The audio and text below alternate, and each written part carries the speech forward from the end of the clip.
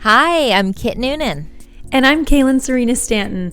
We are certified coaches and soulmates from different generations who aim to simplify wellness for you. Soulful Wellness is a personal wellness evolution podcast and community that embraces living well your way. No trends, diets, or one-size-fits-all advice here. We aim to bring you practical guidance and share our personal experiences so you too can heal inside and out and experience your own wellness evolution. Join us every Thursday as we embrace living from the soul.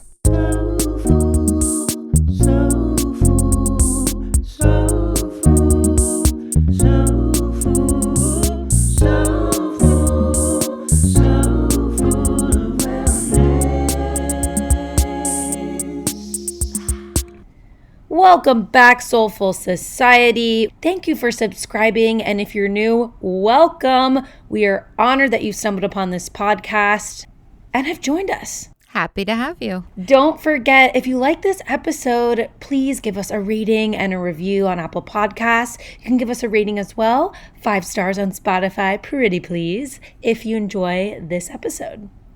Let's launch right on in. You all know that you should be getting exercise most days, but did you also know that it's really important to sit less too? Yep, sitting is the new smoking. We've recently internalized the unfortunate news that an hour of exercise doesn't, turns out, grant you permission to sit on your tuchus the rest of the day. Really bummed about that. Just kidding, kind of knew it. Sitting less can be a challenge, especially if you have a traditional desk job, but it's vital to your health to sit less and move more. There is great news amongst this unfortunate news. You don't need to be a serious athlete or total fitness fanatic to reap the rewards of dedicated daily movement. Simply put, movement is meditation in motion. So alliterative. It just feels so juicy to say. And it's all its forms. It can act as a stress reliever, of course, but we all know that exercise does our body good, but you may be too busy and overextended to regularly fit it into your busy schedule. Bringing more activity into your daily life can boost your feel-good endorphins, which will help you keep anxiety under control. Which is why today we're giving you 8 specific small ways to help you sneak more exercise into every day. Whatever you do, there's no need to think of movement as one more thing on your daily to-do list. Just remember the 8 soulful strategies to make more movement work for you. This doesn't need to be overcomplicated. If you know me and Kit, you know we like to simplify things. We're here to simplify wellness. And while the two of us are all for lounging around the couch and disassociating with our favorite television shows, we want to make sure that we are all avoiding sitting disease. Yes, this is actually a real term that we learned about recently. So before we get into our 8 tools today, definitely want to share just a couple of thoughts about this unfortunate news. Yes. Like we're acting like it's earth-shattering, like, oh, you're kidding. You mean because I hit the gym first thing, I don't get to just stuff chips into my face while I binge watch Love is Blind? Like, okay, yeah, we kind of really knew that. But when I heard the term sitting is the new smoking, it was just one of those moments where it really hit me. Yeah. I was like, wow. I know. It did feel earth-shattering. Yeah, I mean, I would never in a million years decide to take up smoking. We know so much better. Why don't I have that same fundamental awareness when it comes to sitting on my tuchus? I'm not sure. Well, now I do. Those days of naivete are gone. I just need to hear you say tuchus again. I don't know when I started saying that. I mean, I'm not just in the past 10 minutes, but it's not a term I used when I was a kid. I don't know who brought that into my life, but I do use it now. Well, it's making our day better because you're cracking me up over here. Sitting is the new smoking. What a statement. I mean, we've done some research for this episode. We looked into Johns Hopkins, NIH, American Medical Association. They all agree that sitting for extended periods of time is obviously bad for our health, but the fact that it increase our risk of heart attack about the same amount as smoking cigarettes is honestly mind-blowing. And I know, like, especially as Americans, we know the stats, right? Most of us live sedentary lives. But to hear also that, like, just hitting the gym or doing 45 minutes a day of moving our bodies isn't enough if we're sitting the rest of the day is a game changer. It is kind of a wake-up call.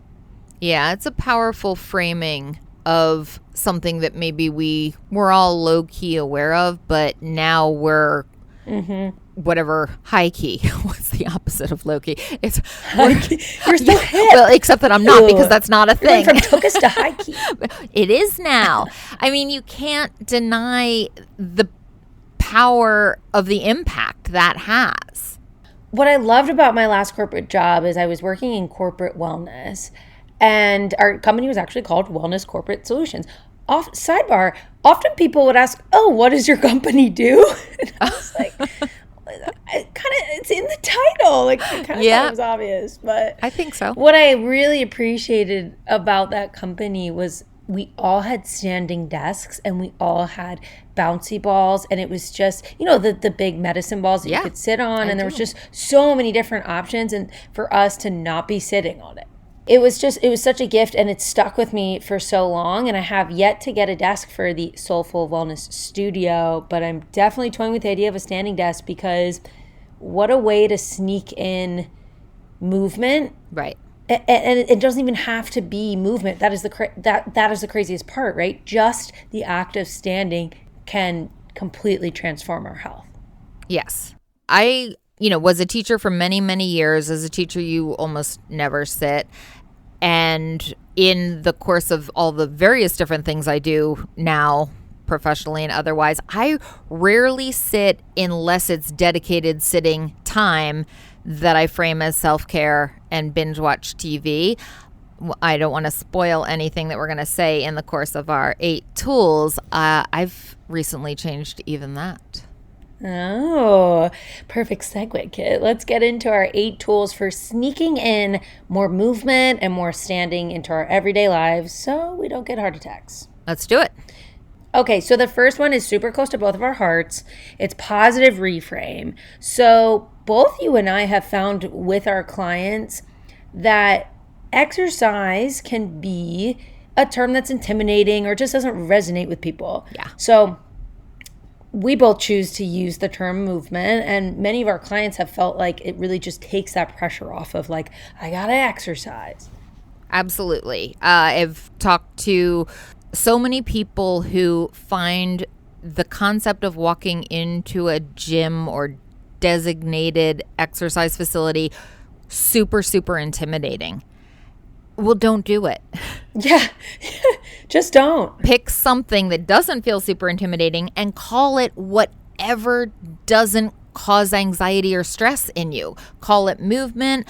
Call it just some made up word that you make up for it. Now's the time I do, fill in the blank. And now the dread or negative associations or poor self-image with regard to that place or that activity doesn't come along with it anymore. It sounds so small, but that's a very easy fix. And that positive reframe is actually a foundational tool for number 2, which is breaking it up. How do we get more movement in our day so we're sitting less? How do we make this easier on ourselves? Yeah, short bursts of movement. This is something that I've consciously incorporated more in the past year. I will take a 10 to 20, depending on how many minutes I have, minute walk at least once during my workday. If it's at all a decent day, I do it outside, double bonus. And if it's a crummy day, I do it inside. And if it means a bunch of walking up and down the stairs and up and down the same hallway, it's only 10 to 20 minutes. It's fine. It's not the most exciting, but it's fine. I can confirm this because I've met you before your day and I have walked this walk with you. Yep. And I feel like you really try to sneak it in anywhere you can. I do. And this is kind of a bunch of wellness tools that I work on together with myself. So one of my issues is timeliness. And so I incentivize myself to get places early because my reward is that if I get to, for example, work at least 10 minutes early, I lap the parking lot. And that's my little reward. So I'm doing a couple things. I'm positive reframing movement as a reward instead of a punishment or a must-do thing. And I'm also using it as an incentive to meet other wellness goals because I really do enjoy that little loop around the parking lot, which might only be 5 minutes, but it just feels like a little treat before I launch into the workday. I love that definition of soulful. That is very heart-centered and that is the point here, right? Like encouraging more standing up is about loving our bodies and just giving ourselves those little minutes and moments. And that also takes the pressure off, at least for me personally, even just to know like, oh, wow, 5 minutes of doing X, Y, or Z, like, I don't know, standing up and stretching or just doing 5 push-ups can actually make the world of a difference. Like, I feel like it's been ingrained in me, maybe some of you guys too, that like we got to work out really hard and it has to be for a certain amount of time. When in reality, breaking it up is the way to go. Yeah, it's not daunting. I don't even break a sweat hardly ever. I mean, unless it's crazy hot out or something. Mm-hmm. So once upon a time, I would have said, oh, that doesn't even count. I didn't even sweat. Now I'm like, this is great. Don't need a shower. I feel like I just heard a like toxic mindset reframe. Yeah. If it didn't necessitate a shower immediately afterward, I didn't count it as exercise. Proud of you. So even like a good yoga class, if I wasn't really sweaty, I still had to exercise that day. That was just something I did, but it didn't count as my exercise. Once upon a time in a less healthy mindset.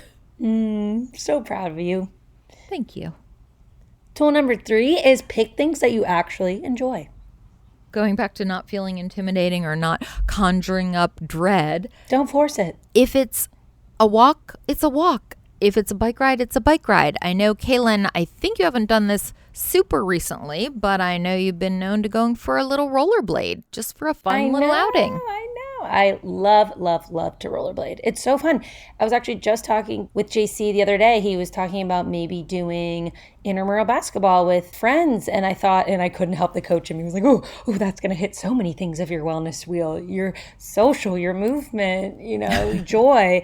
And for me, that's rollerblading. I like workouts, quote unquote, that are ones that I don't even realize that I'm actually like getting a workout in. It's just like an enjoyable practice. So whatever is fun for you, whatever is actually joyful for you. And for me, the reason actually why I haven't rollerbladed in a while is because I walk my dog so much. I walk probably over 3.5 miles with Wally collectively in a day.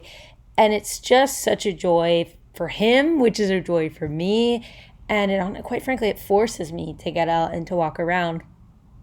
So to my rollerblades, I love you. You're not retired. We're going to figure out a way to blend you and Wally. You can meet up with a friend or a couple friends, hit a tennis ball back and forth. It doesn't have to be intense. It can just be conversational while you kind of hop around the court, whacking the ball back and forth. I mean, so many different, think the kid in you, so many different activities that you did as a kid without thinking, now I'm going to get my movement in. You just did them because they were fun to do. Totally. Pickleball's taking the nation by storm. You go meet up with your friends, even if you don't know how to play, get some wine afterwards, like whatever is going to be fun and kind of no pressure and just having fun with it. I love that. Number 4, make good movement habits. I would always tell my students, it's all about good habits. It's all about good habits, putting the date at the top of every page. So it became so ingrained that you didn't have to take the time to stop and make a decision on these things. These habits were just how you did things. Think that line of logic in your day, your movement habits. Where do you park? Do you do a lap around looking for the closest available spot? Yes. I suggest that your new habit could be easiest exit spot. Like, have different criteria for picking the parking spot. Oh, I like that. It's small. It's a few extra steps. But if it's somewhere that you go 5 days a week, 50 weeks a year, think of how many extra steps you just got in that year. I like what you said about teaching your students to create good habits, because taking the stairs, for example, is something that our beloved Jen Aniston swears by.